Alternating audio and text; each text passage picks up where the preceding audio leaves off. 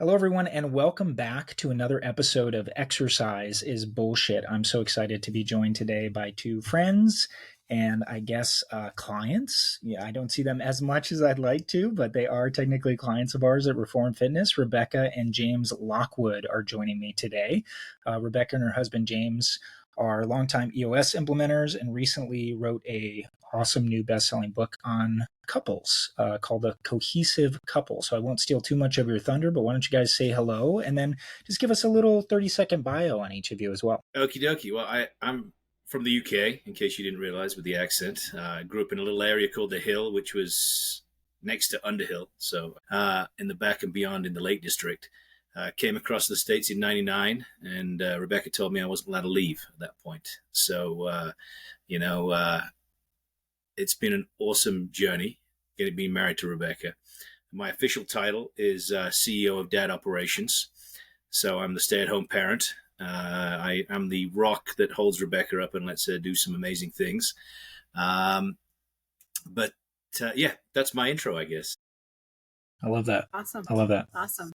Well, I'm Rebecca Lockwood. I am a mom of two amazing humans. Obviously married to James, and then a business coach. Have been in the business space for about 7 years now. And most recently, obviously, wrote a book with James and our co-author, Tom Bauer. I'm super excited to bring to the world. And really, we took a lot of the business coaching concepts and the idea of running a great business actually has a lot of similarities to running a great marriage and a great family. So took a lot of those concepts and married them together. Yeah, I love that. And we'll talk a little bit more about the book, obviously, Cohesive Couple, but tell me a little bit more about how you got started in consulting and EOS and for our clients and listeners who aren't familiar with what that system does for businesses, because you did start with EOS correct, and then kind of transitioned into your own space. So give us like the elevator pitch of what EOS does for companies, and then I think people will maybe try to understand how you can apply some of those principles to your relationship as well. Yeah, awesome. So EOS essentially is an operating system for businesses, and so essentially it's a growth framework. And it's based on a book called Traction, but there's actually a lot of different operating systems out there, scaling up, Rockefeller Habits, Pinnacle. So the goal really is giving companies a framework to get people 100% on the same page with their vision, to get better execution, and then to have really good open conversations so that we're talking about the right things. So a lot of my companies use an operating system to grow. And I got into that. I was actually working for a hospitality company called Make Ready. And I was the integrator for that company. So it's sort of the second in command, more the execution person than the visionary person. And we implemented EOS with an implementer. And I remember after doing that for a little while, I went, man, I really love, being part of this. And my job was to help implement it at a lot of the different hotels that we were running. And I left one of those sessions and I said, well, I really love doing this way more than my real job. So I've been doing this now for 7 years and loving every minute of it. Yeah, and I think anybody who's worked in a business or worked for a company that's completely disorganized, which unfortunately is most companies, right? Even if they're super successful, can kind of understand or at least hopefully relate with the idea of what it might be like to work in a place where you don't have just countless just unnecessary meetings, where people actually understand what their roles are, where it's very clearly delineated. And I think that's as someone who's worked in a company that's integrated EOS before, I still think there's probably more meetings than you need. But I think compared to like traditional businesses where it's like, oh, we have a meeting for this, we have a meeting for that, it just makes such a world of difference in understanding and operating your business. So kind of tell me, and James, please chime in too, because as the rock of the family, I'm sure you were part of the supportive process, but you're very successful at what you do, Rebecca, and I want to talk a little bit about, how we got connected and all of that stuff as well. But what was sort of the impetus for moving on from businesses to really trying to focus on how can you implement these strategies into relationships? Yeah, I think, ours is actually not the best story. So James and I were really in a super rocky place in our relationship. And James was at home and didn't necessarily have a full, well, I'll let James tell his part of the story, right? But I was, I was at work. I was surrounding myself with amazing people. I was growing. I was learning all of these things. I was working with these companies to help everybody get on the same page and have great communication and get aligned around a common vision and really important core values. And I could not replicate that success at home, and I was really feeling like, I don't know if I can do this anymore. And I was feeling like very lonely and isolated. And so I said to myself, okay, if I can do such an amazing job in a session room of getting people on the same page, why can't I try to do that in my own life? So I started taking some of the tools, helping bring them in, getting James to start dreaming again, getting us to align around where we were going. And I think really importantly, starting to say no to things, right? Once you're really clear on your values and where you're going, it's so much easier to say, this little squirrely, shiny object doesn't fit, right? It's not going to help get us to the life that we want. So it was really born out of desperation for us. Yeah, and I mean, just to piggyback on that, I don't think I was supportive at any point during the whole process. Just to bring that hammer down. Hopefully that's changed. Yeah, no, it has. As my mindset's changed, and as we saw small wins as well. I think Rebecca first brought the idea home of having a weekly meeting, and I'm like, well, why? What's the point? Like, we're married, we should just figure it out. We don't need to have a meeting. Businesses have meetings, not couples have meetings. And now I'm converted. Like, I live for our annual retreat, where it's just Rebecca and me, and we plan out the next year, and it's a badass next year. Like, it's an awesome year. Like, I live for that time now. But before, she dragged me kicking and screaming. I did not want to be part of this journey. I mean, social media and the news and everything says that, relationships should just be beautiful. They should just happen organically and naturally. And like, that's bullshit, just to coin your phrase. Because it doesn't. You need to invest in it. You spend all this money in businesses, investing in growth and development. Like, how much time do you actually spend, and how much money do you spend investing in the most important relationship? So that's, I guess, my story. Yeah, no, and I think that's super important too. And I want to come back to that point as we talk more about the book. I just sort of want to set the background of why I wanted to have this conversation with you guys. Obviously, the book is great. I still haven't started to implement some of those things in my own relationship, just because it is a little daunting at first to try to, like, hey, let's have a weekly meeting, honey.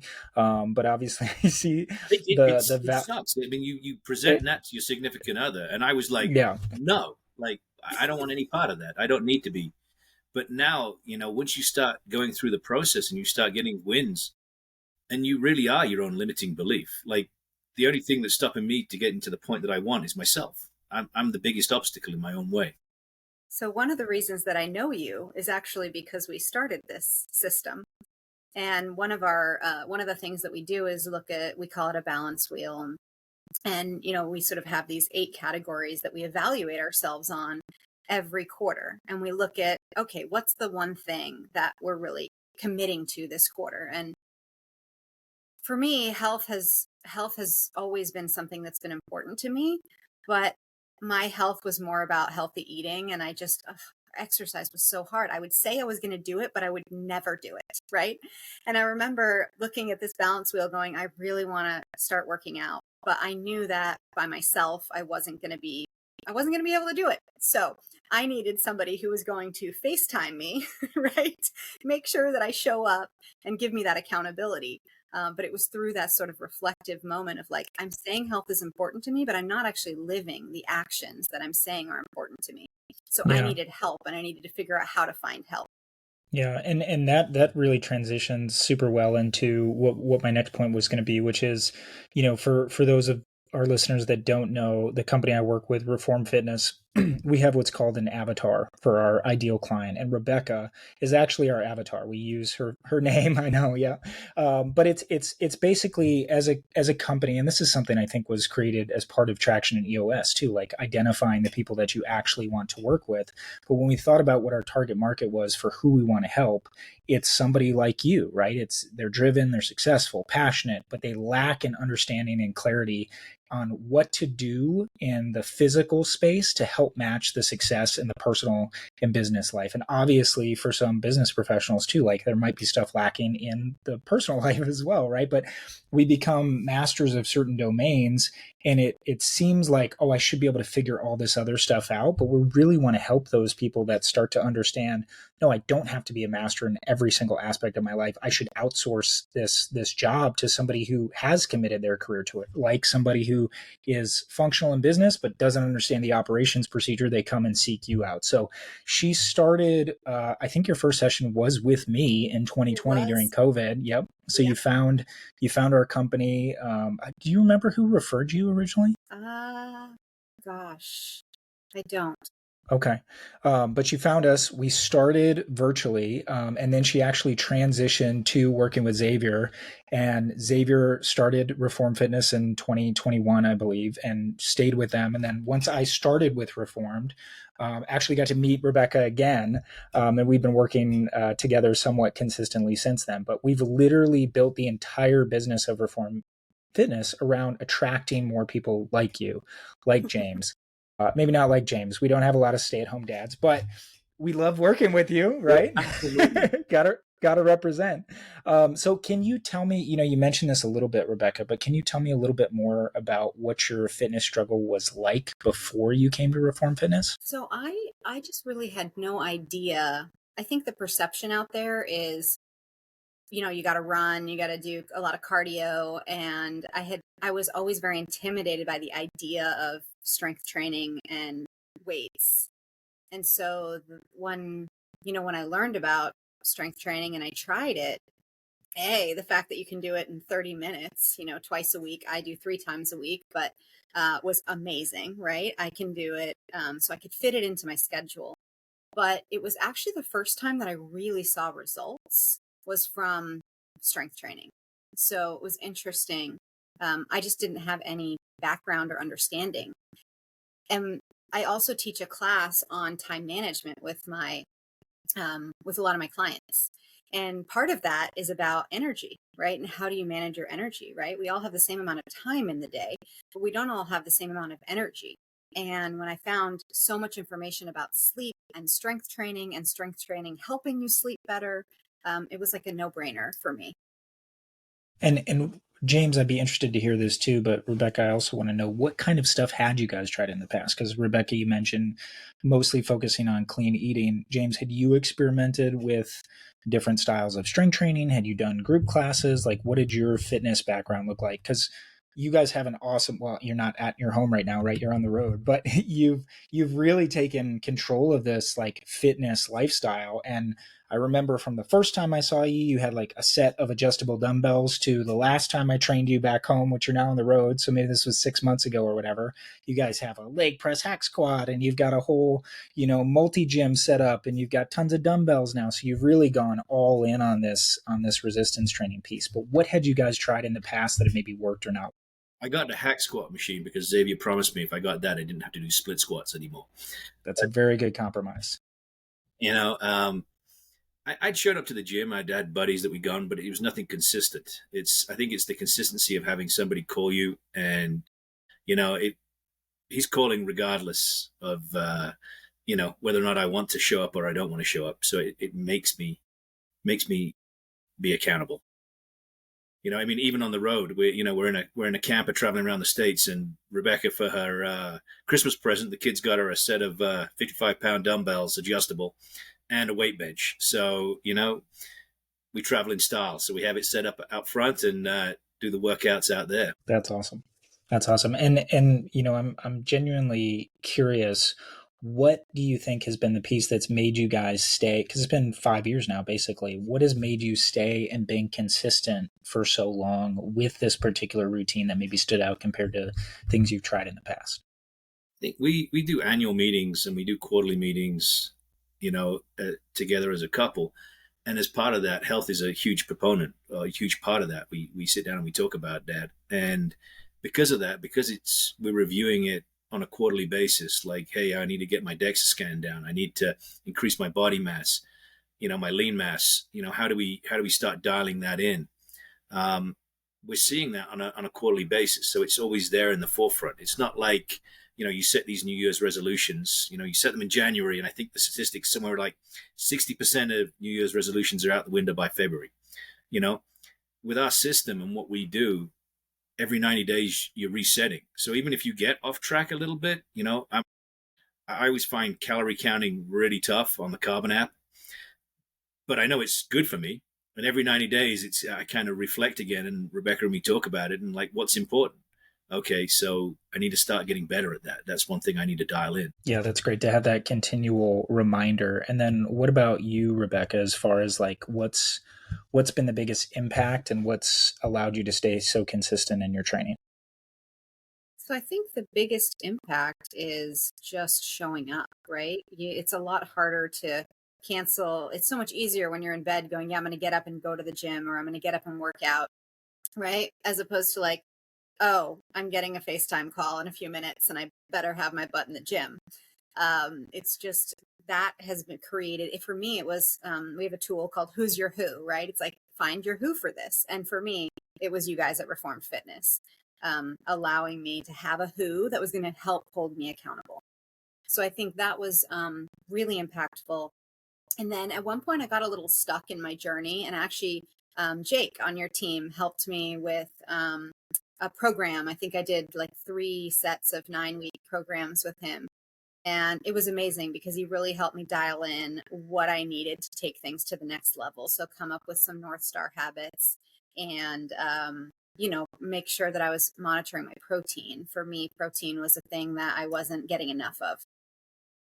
That's great. And I don't want this to turn into an ad for Reform Fitness, so we can transit. We will tie all this back in together, but I'd love to talk a little bit more about the cohesive couple, and then we can kind of tie that in and how those two kind of impact fitness and just life and relationships in general. So again, you've talked about it a little, but what is the cohesive couple? Obviously, it's a new book. It's available on Amazon. As you mentioned, one of the authors is Tom Bauer, who is part of Traction, helped write What the Heck is EOS? So, and then you've been an implementer for a long time. So between the two of you, with James' experience as well, you guys have years of experience working with this program. So what is it? How did it kind of come together? And then how do you sort of utilize that with clients? Yeah. I mean, really, I call it a relationship operating system. And so it really helps you do 3 things, right? Align. So you and your partner are getting 100% on the same page with where you're going, what's important to you, a plan of how to get there. Connecting more deeply. And so doing that through getting small wins, right? Through understanding each other and yourself better. I think one of the things that can get in the way of relationships is our own mindset, right? So how do we do that better? And then thriving, right? Starting to really get more traction and more execution on the things that are important, so that you can truly look back at your quarter, look back at your year and go, man, look at all the things that we accomplished together. So it's really a set of tools and a framework to help you do that. Yeah, I love that. And, obviously the question that people might have is, why does this make so much sense for relationships? And I think the big one that stands out to me is, and we talked about this a little bit, but most couples just don't communicate. Or if they do, it's usually when it's triggered by some kind of emotional response, right? Like they don't actually set aside designated time to work on their relationship on a regular basis. Instead, and I'm very guilty of this, we let stuff sit and linger, and then it finally just erupts and we have a conversation because of that, just like in the business world. But if you yell at your boss or something, you might get reprimanded, right? If you yell at your spouse, or you decide you're fed up and you go cheat on them or whatever, like you can really end a really important relationship. And obviously you guys have 2 kids, you sort of got to the edge of that. Give me a little more kind of background on why this has been so useful for you guys, and maybe some of the case examples that you've seen of how it's helped other people. Yeah, I think one example, James can tell the story of the bathroom story, but I think some of it is just about understanding each other better. So James can tell the love language story, but I'll tell Colby is a tool that we use a lot in business, and it helps understand how you naturally operate and how you naturally solve problems. And there's two pieces of that that were really impactful. One of them was this concept of fact finder, right? How many facts do you need to move forward? And I need very little facts, and James needs a ton of facts. And when you partner that with another thing called quick start, which is how quickly you move and how likely you are to take risks. I'm a 9 out of a 10 quick start, and James is a 2. And it was so fascinating. Like, once we understood this about each other, then it wasn't that he was trying to cramp my style or slow me down, right? He just needed the information in advance so that then when we talked about it, it was a much more meaningful conversation because he'd had time to think about it and I wasn't rushing him to a decision. And by the same token, right, I'm a 9 quick start. So I can often run down the wrong path, right, and waste a ton of energy. But if I run that by James now, sometimes I might not like it, but either he slows me down or he makes me second guess and decide, should I really do this? So that's just an example of a tool that we use that anyone can take. Colby, it's out there, Colby, I think it's colby.com, but really helped us get a common language and start to understand each other more and allow us to communicate in a different way. Yeah, I mean, I don't think we were speaking the same language. I mean, like when you get married and you jump into a relationship, there's all this chemistry and energy that's flowing, and you make all these decisions based on that. And then as time goes on, it's like the repetitive tasks come in. Who's paying the electric bill, who's picking up the kids, all the to-dos start to, and you lose that spark and that energy.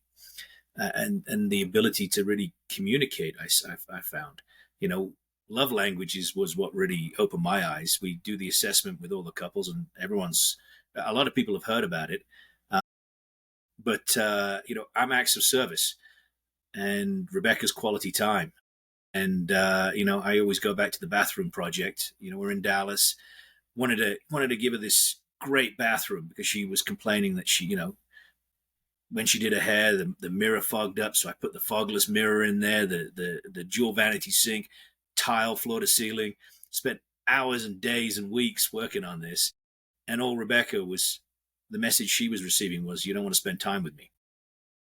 But I handed over the bathroom to her thinking I was going to get all these accolades and it was going to be awesome. And it was just we were disconnected. So I sound terrible. We're not on the same page. We weren't talking the same language, and I always say that I wish somebody had given me the love languages assessment when we got married instead of a crock pot. Would have been far more useful. I would have benefited far earlier. So yeah, that's a great story, and I think something that people can probably really understand and relate to. I'm just thinking about my own personal relationship and other relationships I've had in the past where that communication piece. And I think, and you guys probably know this better than most, the cliche is obviously like opposites attract, right? You see something in somebody that you don't have that you're like, oh, I love that trait about them. And very quickly can become, that's the most annoying goddamn thing about them.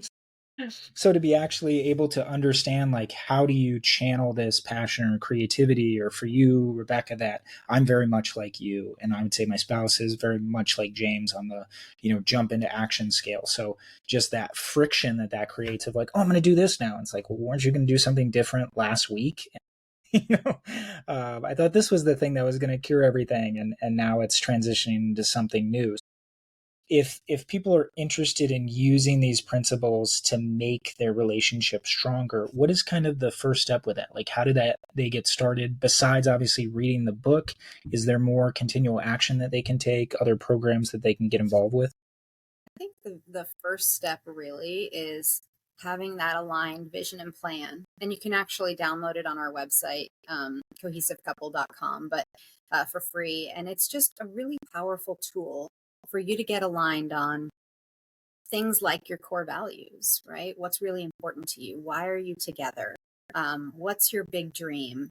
Where are you going to be in 3 years, in 1 year? And what's so interesting is a lot of times we talk about things, but until we actually get it written down and on paper, it's not really an aligned plan, right? It's just sort of this wish that's out there. So that can just really help steer your conversations when Rebecca's running off in the wrong direction. Like, does it align with this, right? We had a couple that were looking at a property that they wanted to buy. They had fallen in love with it. And when they looked at their plan, they're like, you know what? This does not align with our getting our 4 kids through college without debt. So we got to say no to this, right? As much as that kitchen is amazing. So it just helps make the decision making. It's a filter for decision making. Yeah, I love think it's that. important to say as well that it's not just a one and done. We went to a lot of marriage seminars. We even did therapy, which, it's like when you finish with that, it tends to like sit on the shelf and you come back all pumped, but then you don't do anything with it.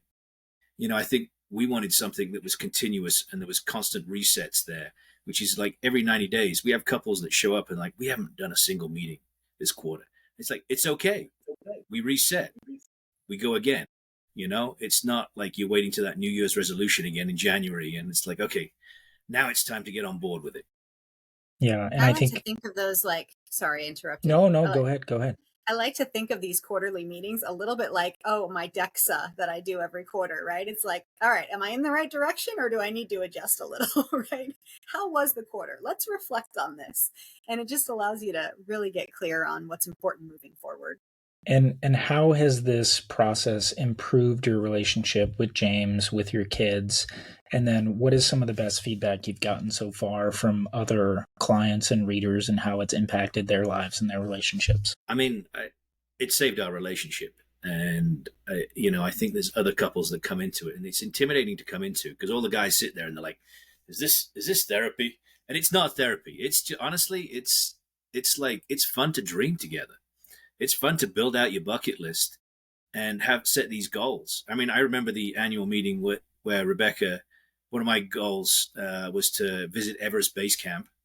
And I remember the annual meeting where she sat there and said, honey, you're not getting any younger. Are you actually wanting to do this? Or is this something that's just a wish? And we set it in motion. I took Lucas, my son, with me. We got to 18,500 feet when we summited Kalapatar, saw the sunrise over Everest, and it was a dream that I wouldn't have realized. I wouldn't have actioned it because I didn't see it every quarter, every year, so it's kept us together. I think we've 10x'd our relationship because of it. I think it's...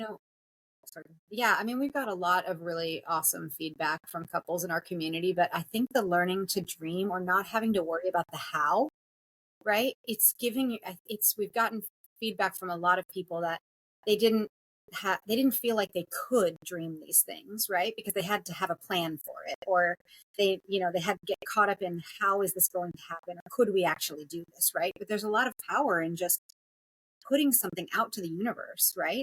And then starting to strategically create some plans around it, which has been really powerful, I think, for a lot of people in our community. I think one of the examples that comes to mind is a couple in the community that did their, was it their 3-year vision? They drafted it out, and then end of year 1, they're like, we just nailed our 3-year vision. Like, so people have this habit of like, I think Les Brown says it. He says that, the problem isn't that people aim too high. It's that people aim too low and hit. You can achieve the world if you're relentless about it, if you're strategic about it, if you show up. It's the same with going to the gym. And that's why we have Reform Fitness, is that, I want to be buff. I want to have a ripped body. But if I don't show up to the gym and I don't put the work in, it's not going to happen. Yeah, and it has happened. Obviously, you have that big sweatshirt on now so you don't intimidate everyone. So I appreciate you doing that so you don't scare anyone out. No, that's a perfect segue too, James, for, how does this all intertwine? And I'd love to hear, with both of you being so consistent as you have for the last 4.5, 5 years, how has becoming more fit mentally, physically, and emotionally kind of changed the dynamic in your relationship? And I know you mentioned, James, it's 10x'd how you guys have been able to work together, but give me some concrete examples of how specifically like the exercise piece, being consistent, having some resolutions built around that stuff, the DEXA scans, how has that really impacted your relationship together? Well, my wife looks awesome, by the way. So I'd like to thank you for that. I mean, that's a major plus on my part, and I like to think I'm a little better as well. I think it gives you confidence, right? It gives you confidence, and you start to get small wins over time that start to compound. But for me, I'm really interested in health span or longevity. I really want to be able to run around and with my great great grandkids at some point, we're going to have someone they say right now that's alive live to 150. So who knows? My grandma's having her 100th birthday this year. Maybe it'll be me, right? But I believe all of that comes from those healthy habits, from showing up, from strength training, from starting to evaluate what am I doing right? What am I doing wrong? Right. And it's about feeling great every day. And I think that requires commitment and effort and habits. Yeah, and with that in mind, how do you bring that to light for your clients? Like in your estimation, is it important for couples to stay fit together?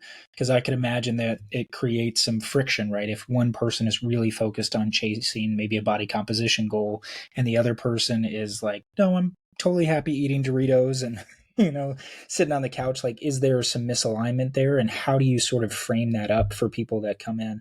Or they might not even be thinking they're getting any sort of like, oh, you should also take care of your health and well-being. Like, how do you guys bring that to life for clients? Some of it is around shared values, right? So as you start to discover your shared values, are they both health, right? In our case, they actually originally weren't. I don't know that James really was on a health journey or even a growth journey when we started this process, because I don't think he had the exposure. So I'm not sure that it wasn't his value, or it wasn't a high value it wasn't a high value because he didn't know. Um, and so just really starting to understand where you are and where you want to go, it it could cause friction for sure if they don't align. But sometimes it's simply that's okay, right? In some relationships, that's okay. I mean, James wanted to go to Everest Base Camp. I wanted nothing to do with that, right? I said, absolutely, the idea of 14 days with no showers, hiking up a mountain with no oxygen doesn't sound fun to me at all, right? But I supported his desire to do that. So I do think it's okay that couples have different goals. The health one can be a tough one when they're not aligned from a values perspective. It's amazing the amount of couples that come into the program that have health goals and just aren't consistent with it. It's having that coach that pushes you further. I think that's the reason why people come to us as well, is because they want to be challenged on what their goals are. It's like I have Reform Fitness because I want to be pushed. I want to be challenged. It's easy to lower the weight and do a few more reps and not really push yourself than it is for Xavier to sit there and say, no, dude, you did 250 the other day. You can do 260 today. One of the things in our model is actually mindset is one of our four elements. And James is right. A lot of people have health as a goal, but they're not doing the things that they need to be doing to actually accomplish it. And there might be a limiting belief there, right? Or there might be something there that, as you really get better at understanding who you are, what you want, right? What's getting in the way. A lot of times we're actually getting in our own way. So by being able to understand, the reason I sort of thought of that is we get a lot of couples that have conflicting views on money, right? Money is one of the most argued about topics within couples. And most of the time, it's not money that you're actually arguing about. It's your belief about money, right? So we had a couple in our community. They did this. We have this money assessment. And she was a cheap chick, right? She had grown up. She had lost some money. She had some bad financial situation. And so she was always wanting to save for a rainy day, right? The idea of spending on something that was like an experience was scary to her because we might need that for a later date. And then her husband was all about experiences, right? He's like, we can make more money, right? We got to live once. We only live once, right? And so he had grown up in a very different way. And so when they were arguing about money and how much to save, it was more about both needing to get on the same page with what was important to them so that they could make sure that where they were spending their money aligned with their values and gave her the sense of security that she needed. So I say that because there might be some beliefs around health, right? That as you start to dig into your mindset, you start to understand what's really getting in the way. Yeah, and I can imagine if you dig a little deeper too, right? Like if you've got a couple that's approximately the same age and, one person is really focused on their health and improving that, it'd be hard to sit there and see the other person struggling with that and be like, okay, well, you're going to be dead in 20 years. So I only have to plan for 20 years because I'm probably going to get married again, right? Like that kind of motivation of like, no, we should be in this for the long term together, I think can probably be pretty motivating for people, especially when they deep dive into that and actually have that conversation. Most people both want it, but they're both struggling with something, right? So for me, James does meal prep and he's amazing at it. And man, that has helped on my my journey, because now it's so easy to grab a meal out of the fridge or the freezer that's already pre-prepared. It's already portioned out. I probably, first of all, I'm a terrible cook, so I just would not have been able to do that on my own, right? But the idea of having someone help support you, it makes it not as daunting, right? It makes it not as scary.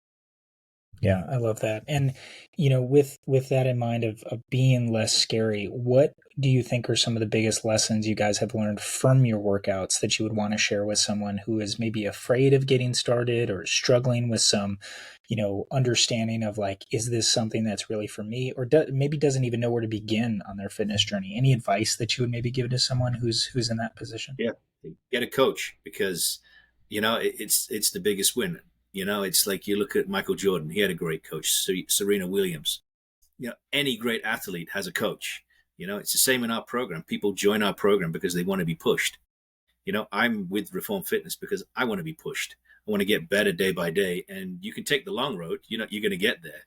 You can go by yourself to the gym and you can do your own workouts and you can, do 3 hours of cardio a day. But it's going to take you longer to get there. Like, I feel like Reform Fitness was the easy button you hit and it just happens. It makes you show.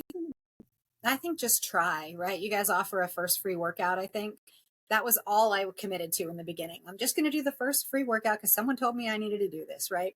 And strength training is supposed to help with sleep. So let me try this, right? And besides feeling the most sore I've ever been in my entire life after that workout, I still, it was fun. Like it was great. You were so amazing at leading me through. I did not feel intimidated about the fact that I was lifting small weights or I had no I think we idea were what I was at a doing. campground that first time. It's kind of coming back to me now, right? You guys were in the camper, true. I believe. Yeah. I think that's true. I think we were doing You just it on had a some park bands and bench. stuff. Yeah. But it was great. Yeah, no, I love that. I guess my last question then, as far as exercise goes, is with the experience you guys have now, because I think one of the big things that is intimidating to people who are, on the fence about starting a exercise or a health journey is that exercise is super complicated, right? Like you've got all this conflicting information online. There's you have to do 4-hour-long workouts a week, or you have to do, like James said, 3 hours of cardio a day because you got to improve your VO2 max. In your guys' experience along this journey, and obviously you've been at it for a while now, does exercise have to be complicated? And if yes, why? Or if no, why not? I think it's like the analogy of, the best time to plant a tree was yesterday and the second best time is today. Just show up. Just make the call now. Just, what have you got to lose? I mean, like, you guys have a free intro. Like, I think it's not that hard. It's not that intimidating, but it's the repetition. It's the reps that count. It's the showing up, and having a coach there to make you show up is a huge win. So I think the answer I was going to say, I don't have to know anything about exercise because you guys help me along the way learn and discover. And if I want to go in and dig a little bit further, I can. Otherwise, I just follow the prescription as it was prescribed, right? Or the medication as it was prescribed. Yeah, I think that's then great. You get judgy because I go to the gym now and you see these guys throwing the weights around and they're like using momentum. I'm like, ooh, the boys at Reform Fitness would not be happy. That's not how you work out. And you want to go over there and tap on them and say, you're doing it all wrong. You're marching too quickly.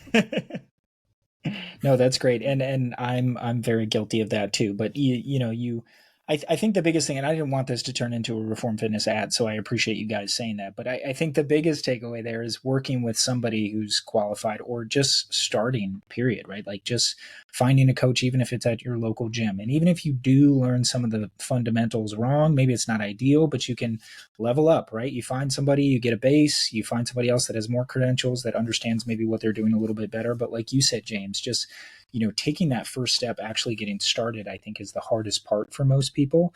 And obviously, I think we do a really good job at Reform Fitness, but you've probably seen some guys at the gym swinging some weights around that are super muscular, right? And it's like, well, those two things might not add up, right? But you can get results in a lot of different ways. And my biggest focus as a health and fitness practitioner is just I want more people doing this stuff. Now, would I prefer that they do it the right way, the way that we do things at Reform Fitness? Yeah, because it's going to save you a ton of time. It's going to be easier on your joints. You're going to be able to do it till you're 150, Rebecca. But for the average person that's not doing anything, like go take a group fitness class, go do something at your local YMCA, like just get started doing something. So, as we kind of wrap this up, guys, because I'm sensitive to both of your time, I just want to emphasize that there are a lot of similarities between exercise and relationships because both require this continual work and improvement. And you can't expect to be an expert on everything, right? Like you, Rebecca, outsource your workouts to other experts. Like we can seek help in relationships through other experts. You don't have to have it all figured out. And it's super important, whether in exercise or business or relationships, to find a guide, like a teacher, a coach, somebody that you can work with that can help you in whatever area of your life that you're struggling with. Is there anything else that you guys want to add on top of that, or other big takeaways from your experience over the last few years, working with other couples, like any other big things that you don't want to forget to mention here? I think it's interesting, the same way that I like to bring in a professional to help me on the workout side. That's really what I envisioned and what I wanted for our community is every couple is different. And so you said, hey, just start, go to a group exercise class, like whatever it is, right? It's the same with ours, right? Just take one little piece of it and start, and you're going to see some improvement, right? And then you can make it your own, right? What works for you, take. What doesn't work for you, don't. And the idea behind the community is how do I bring in amazing people? I think you're actually going to come and speak to our community, which is amazing. But how do we bring knowledge to people that they might not find that knowledge elsewhere? How do we bring in professionals, right, to help us level up? So Just to piggyback off that, I think the biggest hang up that most couples coming in and they say that, we wish we started this sooner is like, how do I get my partner involved?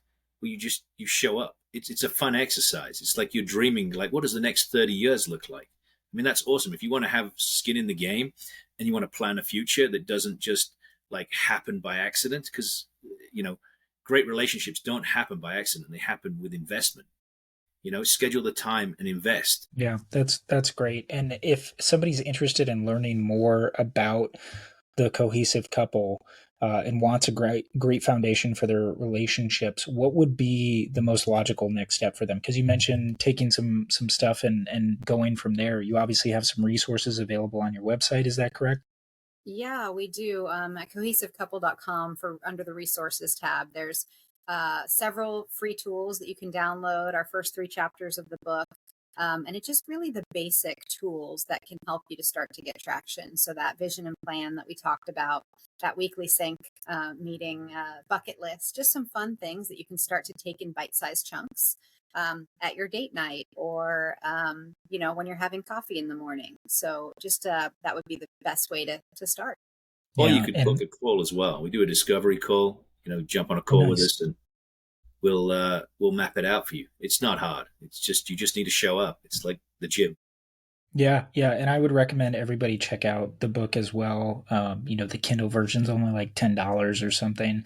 Book has over 120 reviews I checked today, which is awesome. Like mostly 5-star reviews, which is fantastic. So it's definitely worth reading. If you find some stuff in there you want to incorporate, obviously go to the website, check that out. Book a call with Rebecca and James if that's something you're interested in. And then if you want to take the next step in your fitness, obviously you can reach out to us at Reform Fitness as well. We'd love to do an introductory call with you too. Is there anything else you guys want to share today? I really appreciate your time. This is awesome tying this all together. Yeah, thank you so much for having us. Always a pleasure. Of course. It's James, been anything awesome. else? No, the journey with Reform Fitness has been awesome as well. It's a great voyage. Yeah, well, it's been great to have you guys along the voyage together, and I really appreciate your time today, and value you guys as friends and clients, and I'm excited to do that conversation with your group too, and learn a little bit more firsthand about what that setup is like, so I can continue to recommend it to other couples in the future. But thank you everyone for listening today. Make sure to like and subscribe, and we will be back in a couple weeks with another new episode. Thank you guys. Awesome.